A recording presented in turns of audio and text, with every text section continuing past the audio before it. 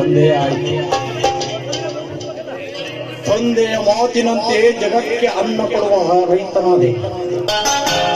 ಇನ್ನು ಸರ್ಕಾರ ಕೊಟ್ಟ ಕೆಲಸ ವಸಂತ ದೇಸಾಯಿ ಅವರನ್ನು ಕೊಲೆ ಮಾಡಿದ ಇಡು ಕಾನೂನಿಗೆ ಒಪ್ಪಿಸುವುದು. ಇನ್ನು ಮುಂದೆ ಸರ್ಕಾರದ ಸೇವಕನಾಗಲೇಬೇಕು.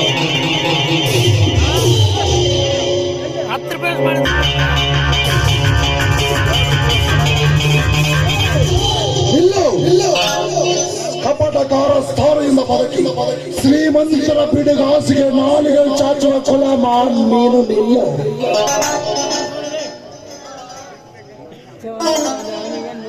ಯಾರಲೇ ಗುಲಾಮ ಸಂತತಿಯನ್ನು ಗುಂಡಿಯಲ್ಲಿ ಮುಚ್ಚುವ ಮೂರು ಲೋಕದ ಗಂಡಿಗೆ ಆ ಮಗನೇ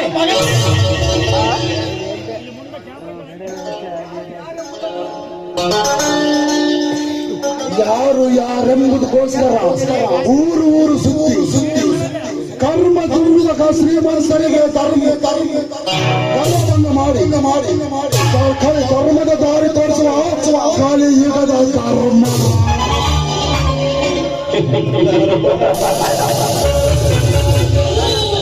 ಧರ್ಮರಾಯ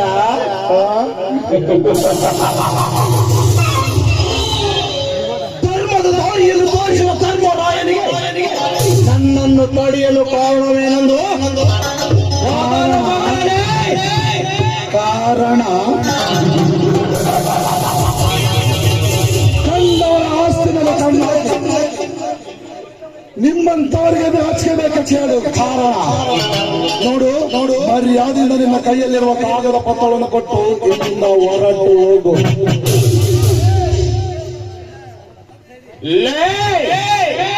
ನೀನು ಕೇಳಿದ ತಕ್ಷಣ ಈ ಕಾಗದ ಪತ್ರಗಳನ್ನು ಕೊಡಲು ಇವೇನು ನಿಮ್ಮ ಅಪ್ಪನ ಮನೆ ಆಸ್ತಿ ಪತ್ರ ಎಂದುಕೊಂಡಿರುವೆ. ಹೆಚ್ಚಿಗೆ ಮಾತನಾಡಿದರೆ ಹುಚ್ಚಿ ಬಳಸುವೆ ನಿನ್ನ ಹಲ್ಲಿನ ಚಕ್ಕವನ್ನು. ಹುಚ್ಚರಂತೆ ಮಾತಾಡಿದವರನ್ನು ಹುಚ್ಚು ನಾಯಿ ಹೊಡುವಾಗ ಕೆಟ್ಟ ಧೈರ್ಯದಿಂದ ಕೈಸಿಗೆ ಏನು ಅಲ್ಲಿನ ಚಲ್ಲಿಗೊಂದು ಬೀಸುವುದನ್ನು ಆವೇಶದ ಮಾತುಗಳು ಮಾಡಿ ಕರ್ಣನ ಕೈಯಲ್ಲಿ ಸಿಕ್ಕವರಿಗೆ ಸಹಾಯಧನ. ಶಾಬಾಷ್ ಪಾಂಡೆ, ಶಾಬಾಷ್. ಧರ್ಮದ ಮಾತುಗಳನ್ನು ಆಡಿ ಅಧರ್ಮದ ಕೊಡಿಯಲ್ಲಿ ಅಡಗಿಕೊಳ್ಳುವ ನೀನೊಬ್ಬ ಕಳ್ಳ ಬೊಬ್ಬನೆಂದು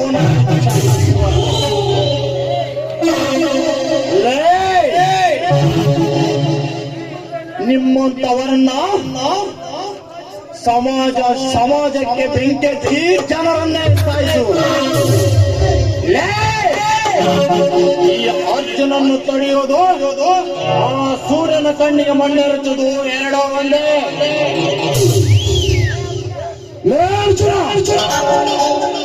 ಆರದ ಗಾಯವಾಗಿ ಮಾಯವಾಗಿರುವ ಮೇಲೆಯಲ್ಲಿ ಉರಿಯುತ್ತಿರುವ ಸೇಡಿನ ಸೇಡಿಗೆ ಸಿಕ್ಕ ಸಾಯಬೇಡ.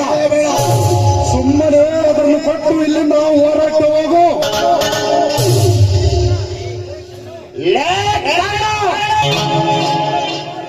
ಉತ್ತರ ಕುಮಾರನಂತ ಪೌರುಷದ ಮಾತುಗಳನ್ನು ಆಡುಗಳ ತಕ್ಷಣ ಭಯಪಟ್ಟು ಓಡಿ ಹೋಗುವ ಹೇಳಿ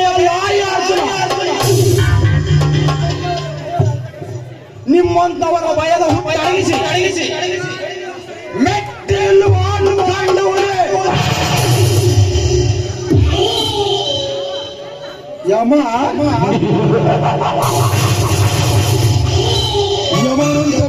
ಬಂದು ಷಂಡನಂತ ಆವೇಶ ಮಾತುಗಳನ್ನು ಮಾಡಿ ಯಾರಿಗೂ ಗೊತ್ತಿಲ್ಲದೆ ತಹಸೀಲ್ ಆಫೀಸಿನಲ್ಲಿ ಲಂಚ ಕೊಟ್ಟು ಕಾಗದ ಪತ್ರಗಳನ್ನು ತಿಳಿಸಿಕೊಂಡು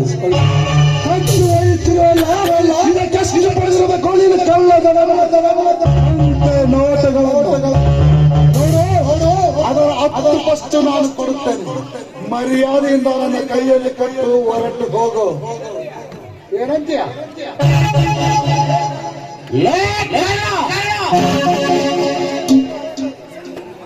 ಎಚ್ಚರದಿಂದ ಮಾತನಾಡುವುದರ ದುಡ್ಡಿನ ಆಚೆಗೋಸ್ಕರ ಮಾನವನ್ನು ಮಾರಿಕೊಳ್ಳುವ ಮಾನಗಾಡಿಯಲ್ಲ ಯಾರ್ಜನ. ನಿಮ್ಮಂತವರನ್ನು ಧರ್ಮ ಧರ್ಮದ ಕಾಲಚಕ್ರದಲ್ಲಿ ಹಾಕಿ ತುಳಿಯುವ ಛತ್ರಪತಿ ಇವನು. ನಿನ್ನಂತ ಸಾವಿರಾರು ಜನ ಛತ್ರಪತಿಗಳು ಬಂದರು. ಛಲ ಬಿಡದ ಚಾಲನೆಯಿಂದ ತೆಗೆದುಕೊಂಡು ಕೆಲಸ ಮುಗಿಸುವ ಕ್ಷಣಿವನು. ಮರ್ಯಾದೆಯಿಂದ ಹೊರಟು ಹೋಗೋ. ಲೇ, ಈ ನಿನ್ನ ಭಯದ ಮಾತಿಗೆ ಬೆಚ್ಚಿ ಬೀಳುವ ಬಚ್ಚ ನಾನಲ್ಲ. ನಿಮ್ಮಂತವರ ಭಯದ ಹುಟ್ಟಡಗಿಸಿ ಬಿಸಿ ರಕ್ತವನ್ನು ಕುಡಿದು ಮದ ತುಂಬಿದ ನಿನ್ನ ದೇಹವನ್ನು ತುಂಡು ತುಂಡಾಗಿ ಕತ್ತರಿಸಿ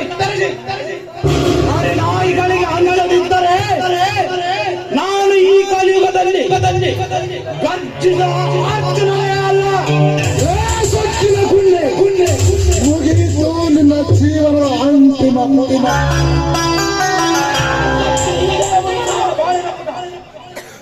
ಅರ್ಜುನ,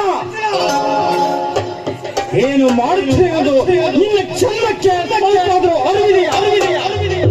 ನೀನಿಗಿಂತ ಕೆಲಸ ಮಾಡ್ತೀನಿ ಅಂತ ನಾನು ಯಾವ ಕನಸಿನಲ್ಲೂ ಕಂಡಿರಲಿಲ್ಲ. ಅಣ್ಣ, ಗಾಯಗೊಂಡ ಸರ್ಪಕ್ಕೆ ಕಾಡು ಪಕ್ಷಿ ಒಂದು ಕುಟುಂಬವನ್ನು ಬಂದರೆ ಸುಮ್ಮನೆ ಬಿಟ್ಟಿದ್ದೇನಪ್ಪ. ಕಾರಣವಿಲ್ಲದೆ ಮಾರಣ ಹೋಮ ಮಾಡುವನಲ್ಲ ಈ ನಿನ್ನ ತಮ್ಮ ಅರ್ಜುನ. ಹೇಳಪ್ಪ, ನನ್ನನ್ನು ಕಾಲು ಕೆದರಿ ಜಗಳಕ್ಕೆ ಬಂದ. ಅಷ್ಟರಲ್ಲಿ ನೀವು ಬಂದಿರಿ. ಹೇಳಪ್ಪ, ಯಾರು ನೀನು? ನೀನೇಕೆ ನನ್ನ ತಮ್ಮನೊಂದಿಗೆ ಜಗಳಕ್ಕೆ ನಿಂತಿದ್ದೀಯಾ? ಯಾಕಪ್ಪ? ನನ್ನ ತಮ್ಮ ಒಂದು ಇರುವೆಯನ್ನು ಸಾಯಿಸುವನಲ್ಲ. ಇವನನ್ನು ಜಗಳಕ್ಕೆ ಬಂದಿದ್ದೆ.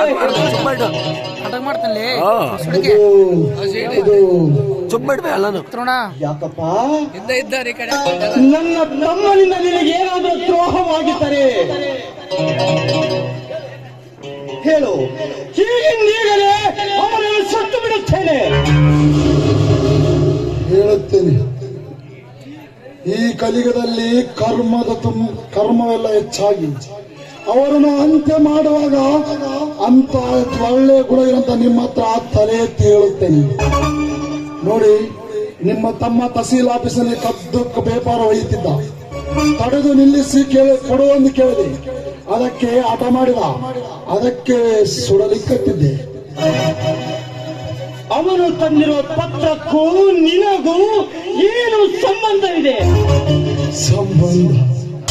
ಸಂಬಂಧವಿದೆ ಎಂದು ಏನಂದು ಹೇಳ. ಸತ್ತು ಸ್ವರ್ಗದಲ್ಲಿರುವ ನನ್ನ ತಂದೆ ತಾಯಿಗೂ ಹೊಲಕ್ಕೂ ಸಂಬಂಧವಿದೆ ಎಂದು ಹೇಗೆ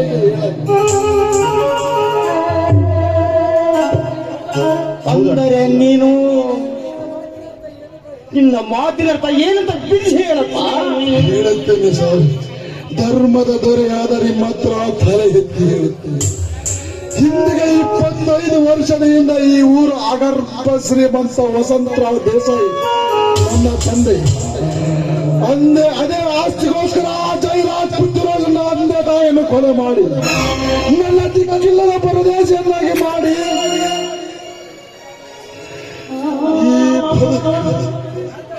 ದರ್ಪದಿಂದ ಮೆರೆಯುತ್ತಿರುವರು.